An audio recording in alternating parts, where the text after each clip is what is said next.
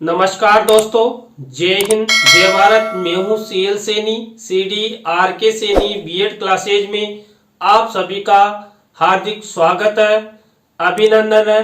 दोस्तों, हमारे इस चैनल के माध्यम से आप सभी के लिए पाठ योजना निर्माण कार्यक्रम चलाया जा रहा है, जिसके अंतर्गत आप द्वारा हमारे इस हेल्पलाइन नंबर पर जो भी पाठ योजना के टॉपिक आप द्वारा सेंड किए जाते हैं, उन पर हम आपसे बातचीत करते हैं, चर्चा करते हैं। तत्पश्चात उन्हें बनाकर हमारे चैनल पर अपलोड करते हैं। दोस्तों, आज की लाइव क्लास के अंतर्गत हम जीव विज्ञान पाठ योजना क्रमांक 9 के अंतर्गत जीका वायरस पर एक लेसन प्लान बनाना आपको बताएंगे। दोस्तों, यह है लेटेस्ट टॉपिक है जो आपके फाइनल लेसन हेतु अति उपयोगी है।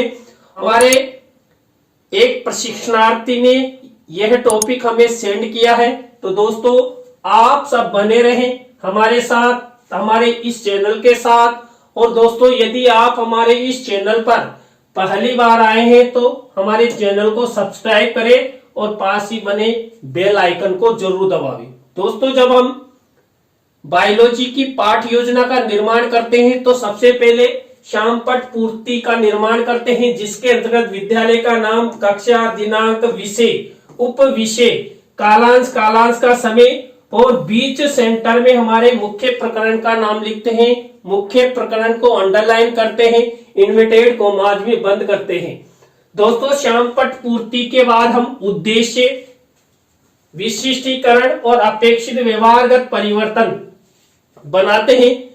यहां पर दोस्तों हम हमारे मुख्य उद्देश्य और हमारे मुख्य प्रकरण का विशेष ध्यान रखते हुए विशिष्टीकरण और अपेक्षित व्यवहारगत परिवर्तन बनाते हैं। तो दोस्तों, यहां पर पहला उद्देश्य होता है ज्ञान।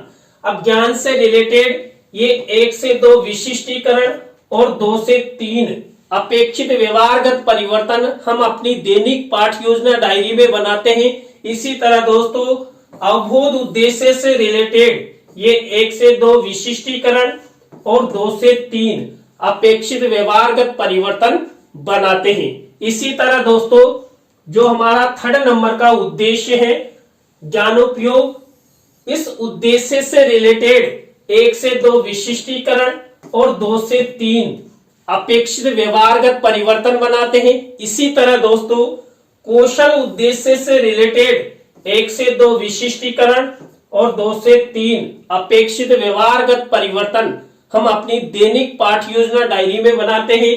इसी तरह जो हमारा 5वें नंबर का उद्देश्य है अभिरुचि, अभिरुचि उद्देश्य से रिलेटेड ये 1 से 2 विशिष्टीकरण और 2 से 3 अपेक्षित व्यवहारगत परिवर्तन यहां पर बनाए जाते हैं। इसी तरह दोस्तों, अभिवृत्ति उद्देश्य से रिलेटेड 1 से 2 विशिष्टीकरण और 2 से 3 अपेक्षित व्यवहारगत परिवर्तन हम अपनी दैनिक पाठ योजना डायरी में बनाते हैं। तो इस तरह दोस्तों आपको उद्देश्य, विशिष्टीकरण और अपेक्षित व्यवहारगत परिवर्तन का फॉर्मेट बनाना है। दोस्तों, इस फॉर्मेट के बाद हम कक्षा शिक्षण सहायक सामग्री का फॉर्मेट बनाते हैं, जहां पर हम 2 प्रकार की शिक्षण सहायक सामग्री का प्रयोग करते हैं, सामान्य शिक्षण सहायक सामग्री और विशिष्ट शिक्षण सहायक सामग्री। देखिए दोस्तों, सामान्य शिक्षण सहायक सामग्री तो हमें मार्केट में रेडीमेड मिल जाती है, लेकिन जो विशिष्ट शिक्षण सहायक सामग्री होती है उसका निर्माण हमारे द्वारा किया जाता है, जिसके अंतर्गत हम चार्ट, चित्र, मॉडल, प्रतिकृति आदि का निर्माण करते हैं। देखिए, जीका वायरस पर हम चार्ट और चित्र, इन्हें 2 विशिष्ट शिक्षण सहायक सामग्री का प्रयोग करेंगे। कक्षा शिक्षण सहायक सामग्री के बाद आपको पूर्व ज्ञान का कॉलम बनाना है। पूर्व ज्ञान के कॉलम के बाद आपको शिक्षण बिंदु का कॉलम बनाना है। दोस्तों, यहां पर जो हमारा मुख्य प्रकरण है जीका वायरस, अब जीका वायरस से रिलेटेड ही हम 3 टीचिंग पॉइंट लेकर हम लेसन प्लान निर्माण करते हैं। तो यहां पर हमारे जीका वायरस से संबंधित 3 टीचिंग पॉइंट कौन कौन से? पहला टीचिंग पॉइंट है जीका वायरस के लक्षण, इसके बाद जीका वायरस के फैलने के कारण और 3rd नंबर का हमारा टीचिंग पॉइंट है जीका वायरस के संक्रमण को रोकने के उपाय। इस तरह हम इन तीनों टीचिंग पॉइंट पर लेसन प्रेजेंटेशन करेंगे। शिक्षण बिंदु के कॉलम के बाद आपको शिक्षण विधि प्रविधि का कॉलम बना देना है।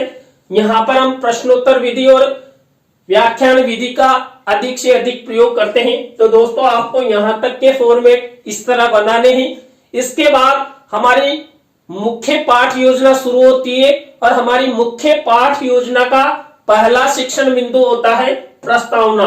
दोस्तों इस प्रस्तावना शिक्षण बिंदु के अंतर्गत हम 3 से 5 प्रस्तावना के प्रश्न बनाते हैं। प्रश्नों में तारतम्यता होती है, जिग जैग होता है, उत्तरों से ही प्रश्न बनाया जाता है। जो भी प्रश्न हमारे द्वारा यहाँ पर बनाए जाते हैं ये सब छात्र छात्राओं के पूर्व ज्ञान पर आधारित होते हैं और पाठ की ओर अनुक्रम लिए हुए होते हैं। दोस्तों मैंने जीका वायरस पर किस तरह प्रस्तावना के प्रश्न बनाए। पहला प्रश्न है, संसार का सबसे बुद्धिमान प्राणी किसे माना जाता है? तो मानव को माना जाता है।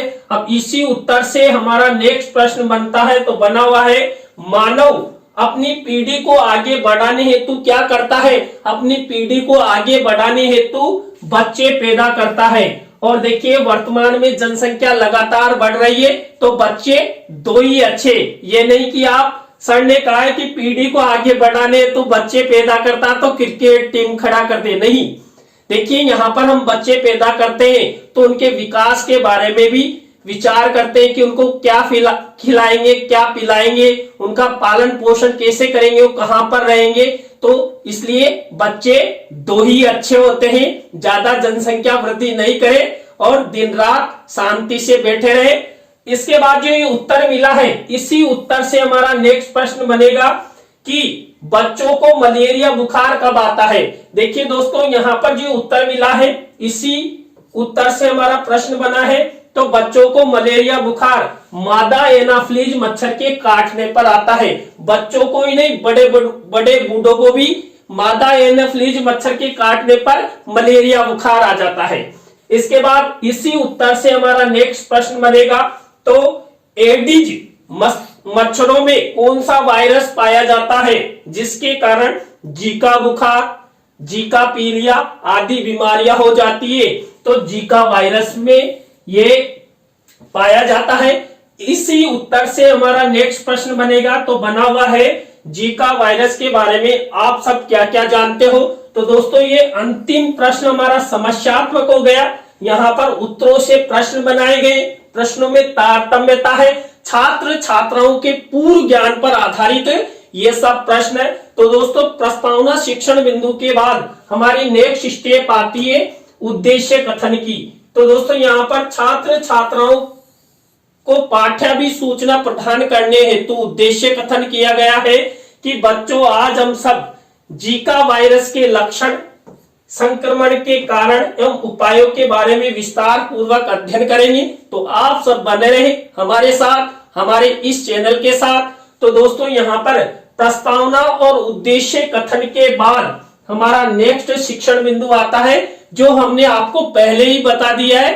देखिए दोस्तों यहाँ पर हमें 3 टीचिंग पॉइंट लेकर उन पर लेसन प्रेजेंटेशन करेंगे। तो हमारा 3rd नंबर का शिक्षण बिंदु होता है पाठ प्रस्तुतिकरण। दोस्तों यहाँ पर पाठ प्रस्तुतिकरण में हमारा पहला टीचिंग पॉइंट रहेगा, जो मैंने पहले ही बता दिया है, जीका वायरस के लक्षण। अब यहाँ पर सबसे पहले हम विकासात्मक प्रश्न बनाएंगे। तो इस तरह ये विकासात्मक प्रश्न उत्तर हमारे द्वारा बनाए गए हैं।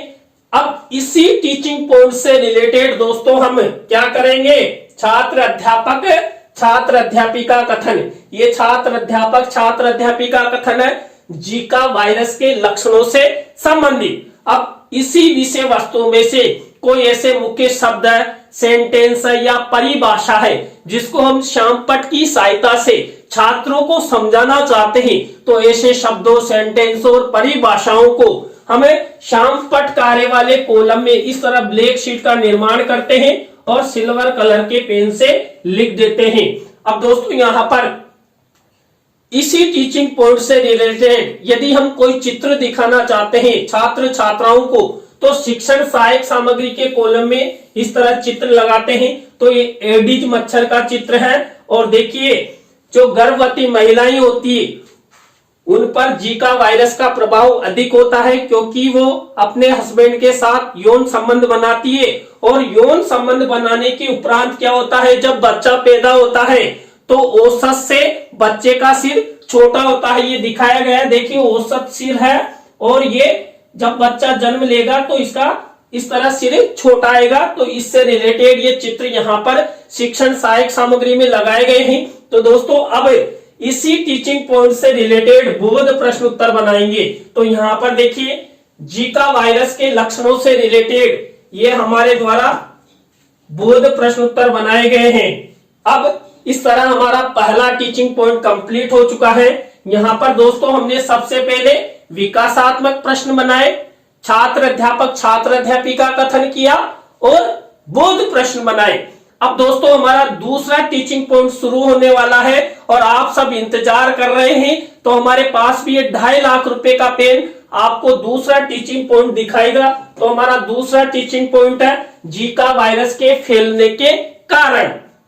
तो जीका वायरस के संक्रमण के कारण भी कौन कौन से हैं, ये भी टीचिंग पॉइंट हो सकता है। तो यहाँ पर सबसे पहले हम विकासात्मक प्रश्न उत्तर बनाएंगे।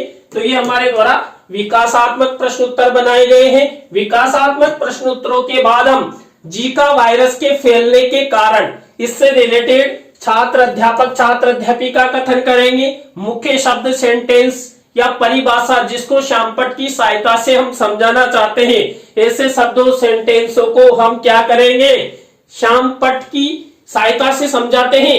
तो श्यामपट्ट कार्य वाले कॉलम में ब्लैक शीट का निर्माण करेंगे और सिल्वर कलर के पेन से लिख देंगे। और इसी से रिलेटेड यदि कोई चित्र दिखाना चाहते हैं तो यहाँ पर शिक्षण सहायक सामग्री के कॉलम में चित्र दिखाया जाता है। तो गर्भवती महिला का चित्र यहाँ पर लगाया गया है। अब इसी टीचिंग पॉइंट से रिलेटेड दोस्तों हम बोध प्रश्न बनाएंगे।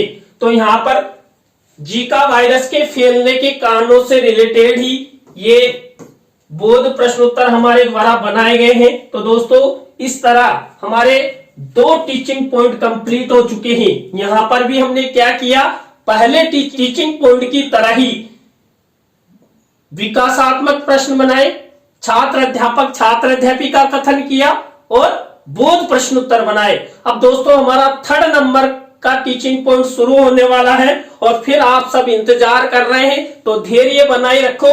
आप सब जानते हैं हमारे पास ये 2.5 लाख रुपए का पेन है जो आपको टीचिंग करवाता है। तो यहाँ पर देखिए 3rd नंबर का टीचिंग पॉइंट है जीका वायरस के संक्रमण को रोकने के उपाय।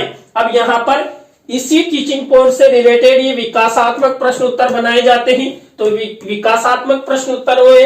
विकासात्मक प्रश्न उत्तरों के बाद हम इसी टीचिंग पॉइंट से रिलेटेड हम छात्र अध्यापक छात्र अध्यापिका कथन करेंगे। इसी से रिलेटेड यहाँ पर श्यामपट्ट कार्य वाले कॉलम में ब्लैक शीट का निर्माण करेंगे और इसी से रिलेटेड यदि कोई चित्र दिखाना चाहते हैं तो शिक्षण सहायक सामग्री के कॉलम में चित्र मिनीचर के रूप में लगाएंगे। तो इस तरह ये जीका वायरस के संक्रमण को रोकने से संबंधित छात्र अध्यापक छात्र अध्यापिका कथन हुआ। अब इसी टीचिंग पॉइंट से रिलेटेड हम बोध प्रश्न उत्तर बनाएंगे। तो दोस्तों यहाँ पर जीका वायरस के संक्रमण को रोकने के उपायों से रिलेटेड ये बोध प्रश्न उत्तर बनाए गए हैं। तो दोस्तों इस तरह हमारे तीनों टीचिंग पॉइंट कंप्लीट हो चुके हैं और आप जीव विज्ञान बायोलॉजी के किसी भी टॉपिक को लेते हुए इस तरह मुख्य प्रकरण से रिलेटेड 3 टीचिंग पॉइंट का निर्माण करेंगे। और क्या करेंगे, सबसे पहले विकासात्मक प्रश्न उत्तर, उसके बाद छात्र अध्यापक छात्र अध्यापिका कथन और बोध प्रश्न उत्तर। इसके बाद हमारी नेक्स्ट स्टेप आती है पुनरावृत्ति प्रश्न की। दोस्तों हमारे द्वारा जो तीनों टीचिंग पॉइंट लिए गए थे उन्हीं में से यहाँ पर ये पुनरावृत्ति प्रश्न उत्तर हमारे द्वारा बनाए जाते हैं। तो इस तरह आपको ये पुनरावृत्ति प्रश्न उत्तर अपनी दैनिक पाठ योजना डायरी में बनाना है। पुनरावृत्ति प्रश्नों के बाद हमारी नेक्स्ट स्टेप आती है मूल्यांकन प्रश्नों की। दोस्तों यहाँ पर भी हमने जो 3 टीचिंग पॉइंट लिए थे उन्हीं में से ये मूल्यांकन प्रश्न बनाए जाते हैं। दोस्तों यहाँ पर हम 3 तरह के मूल्यांकन प्रश्न लेते हैं।